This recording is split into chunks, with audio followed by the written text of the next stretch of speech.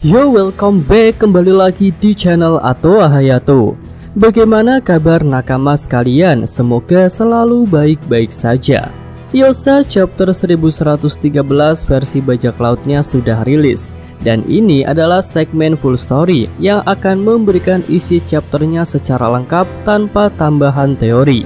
Oke lah, tanpa basa-basi lagi, langsung aja kita masuk ke pembahasannya.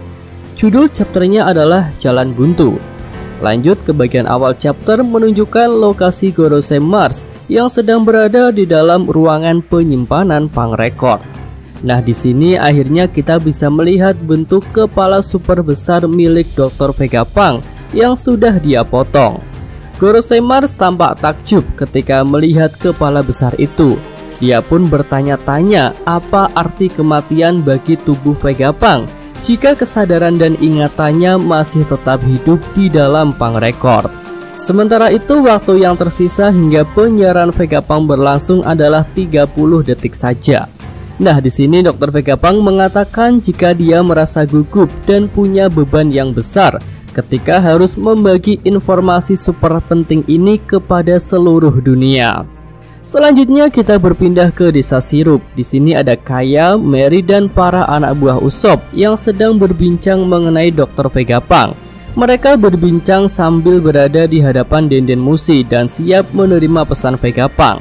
Kaya pun menyatakan jika Vegapunk adalah legenda di dalam dunia medis.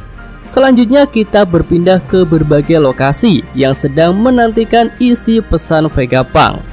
Pertama, ada beberapa prajurit marin di ruang kontrol. Mereka sudah siap untuk mendengarkan dan mencatat isi pesan Vegapunk.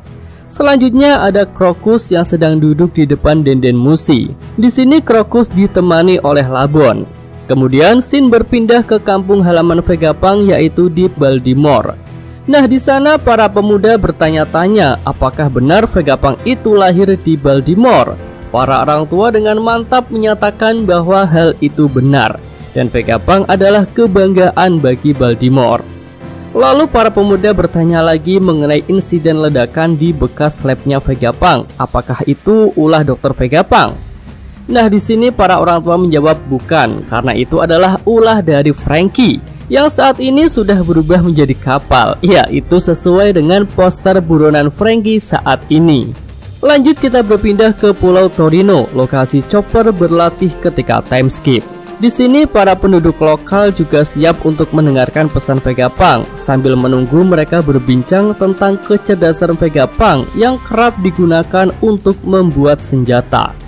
Sementara itu di Pulau Hachinosu para bajak laut tetap saja ribut.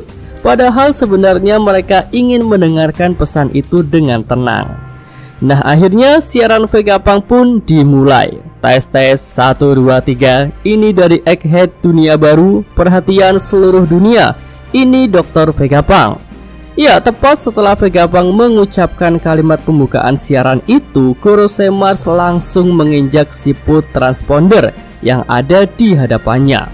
Namun ternyata Mars tertipu. Itu hanyalah siput biasa, bukan siput transponder yang menyiarkan pesan Vegapunk. Nah, Gorosei Mars pun langsung panik. Dia kembali berubah ke wujud monster Itsumade sambil memaki-maki Vegapunk. Sementara itu para Gorosei lain mulai menghubungi Mars karena tugas Mars untuk menghentikan siaran itu belum berhasil. Nah, di sini Gorosei Mars tampak sudah menyerah. Dia hanya meminta maaf dan mengakui jika Vegapunk sudah berhasil menipunya. Sehingga sekarang siaran Vegapunk pun mustahil untuk dihentikan. Para Gorosei tampak panik. Mereka tidak bisa mengukur sampai mana pengetahuan Vegapunk mengenai informasi-informasi terlarang. Dan lebih buruknya lagi, menurut York, Vegapunk sedang melanjutkan penelitian para ilmuwan Ohara, termasuk Profesor Clover. Oke, selanjutnya kita beralih ke lokasi Sanji yang sedang membawa tubuh Vegapunk asli. Di sini Sanji sudah mulai bisa mendengar suara Bonnie karena jaraknya memang sudah dekat dan dia pun bergegas untuk segera menolongnya. Akhirnya dari kejauhan Sanji dapat melihat sosok Gorosei manusia kuda Nasujuro. Nasujiro terlihat siap untuk mengayunkan pedangnya ke arah Bonnie. Sementara itu, Franky yang di dekat Bonnie sudah siap untuk menahan serangan dari Nasujiro. Tapi di sini Sanji tidak membiarkan hal itu terjadi. Sambil bergerak dengan cepat, Sanji berkata, "Minggir Franky, kalau ada orang yang akan menolong Bonnie, itu pasti adalah aku."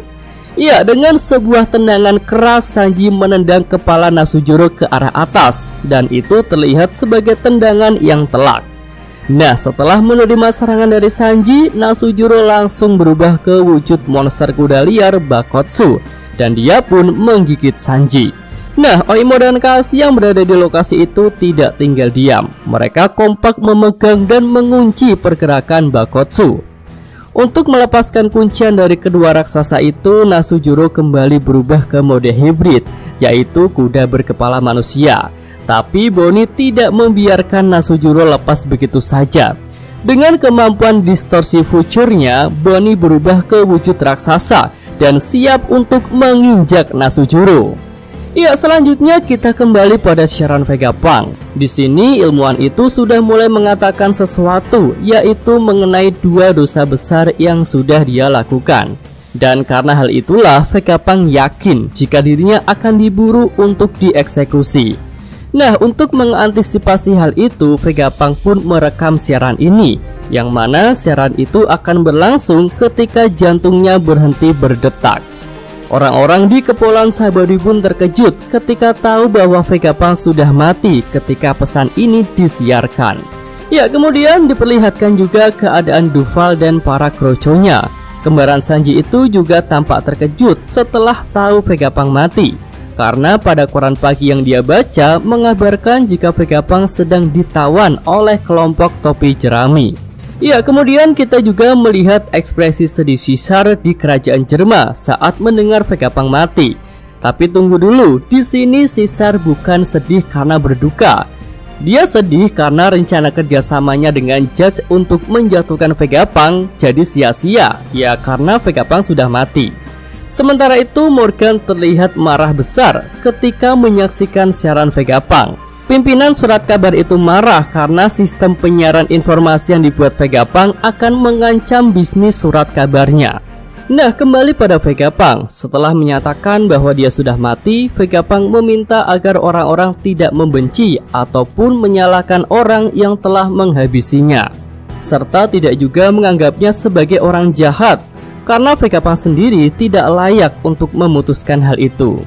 Oke, lanjut lagi guys, kita beralih ke lokasi kelompok Nami yang terlihat panik ketika ada monster Gyuki Saturn di hadapan mereka. Nah, ketika Saturn bicara, Robin pun mulai mengenalinya sebagai salah satu Gorosei yang suaranya pernah dia dengar pada insiden Ohara. Saturn pun langsung mengincar Robin. Namun kru topi jerami yang ada di sana tidak begitu saja membiarkan Robin diserang. Mereka bahu-membahu untuk membantu Robin, apalagi saat ini Robin sedang terluka. Mereka berusaha menahan serangan kaki-kaki dari Gorosei Saturn sambil membawa Robin menjauh dari tempat itu. Nah, kita kembali pada Gorosei Mars yang tampak sudah putus asa untuk menemukan siput transpondernya Vegapunk. Terlebih lagi, menurutnya ada banyak makhluk hidup di dekat laboratorium yang membuatnya tak bisa merasakan gelombang telepati unik dari siput itu. Kemudian di sini York juga masih berusaha keras untuk memikirkan lokasi letak siput transpondernya Vegapunk. Karena jika siput itu tak segera ditemukan, maka rencananya untuk jadi Tenryubito akan gagal total. Lalu karena sudah buntu, Mars pun meminta pendapat lain para Gorosei. Bagaimana jika dia menghancurkan pembangkit listriknya?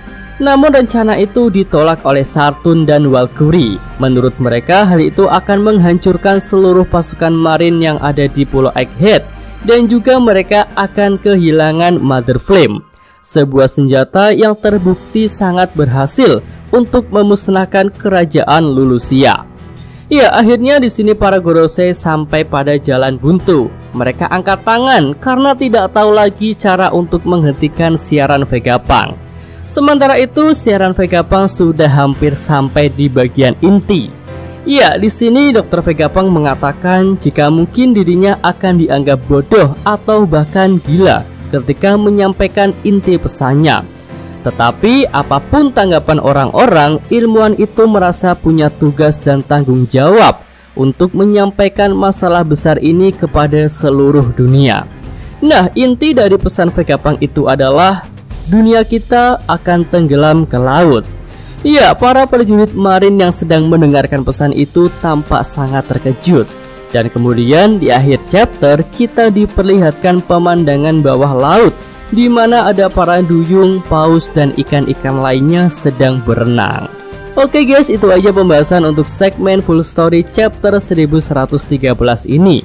Oh ya, infonya minggu depan libur ya karena Golden Week. Yosa, Mimin atau Hayato, terima kasih. Oke, cukup sekian video kali ini. Semoga nakama sekalian menyukainya. Terima kasih udah nonton. Jangan lupa like-nya dan subscribe channel Atoa Hayato. Yo!